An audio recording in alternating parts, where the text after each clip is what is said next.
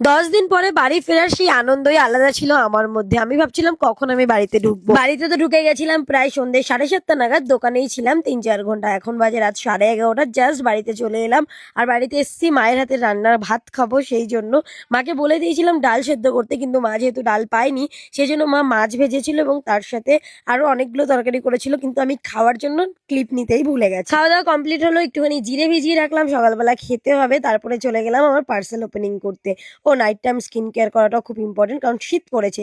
এই শীতকালে যদি আমি স্কিন কেয়ার না করতাম তাহলে স্কিন থেকে আসার পরে আমাকে আর দেখতে হতো না। আমি ভিডিও বানাচ্ছিলাম, যেটা আমার ভাই খেয়াল করেনি, ওই জন্য ক্যামেরার সামনে এসে হাফ প্যান্ট পরে এরকম নাচানাচি করছিল।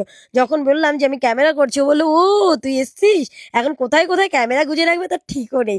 যাই হোক, আমি স্কিন কেয়ার করে নিয়েছি। আর এই যে হচ্ছে আমার একটা রিলিফ টাইম, যে টাইমটাতে আমি খুব ভালোবাসি পার্সেল ওপেনিং করতে। কত পার্সেল এসছে জাস্ট দেখো, সবগুলোই ফ্রিতে পেয়েছি, কোনো পার্সেল কিনিনি। প্রচুর পার্সেল, সব প্রমোশনাল পার্সেল এসছে। এরা অনেকেই ভাববে যে তোমাকে তো কিছু কিনতে হয় না, কিন্তু বিশ্বাস করো আমি যেগুলো ইউজ করি সেগুলো আমাকে আবার প্রমোশনে দেয় না, আমাকে সেই কিনতেই হয়। নিজের গাটের পয়সা আমাকে ঠিক খরচা করতেই হয়। বাট একটা জিনিস আমাকে কিনতে হয় না, সেটা হচ্ছে লিপস্টিক। কারণ আমি যে লিপস্টিকটা ইউজ করি সেটা আমি প্রমোশনেই পাই। আর একটা না, দুটো না, তিনটে না, প্রায় 8-10টা লিপস্টিক তো আমি এর মধ্যে পেয়েও গেছি। ঠাকুর ঘরে গেলাম অনেক দিন পরে, আমি না পড়ে গেছিলাম, তাই পায়ে চোট খেয়েছি, একটু স্প্রে করে নিলাম। চলো গুড নাইট।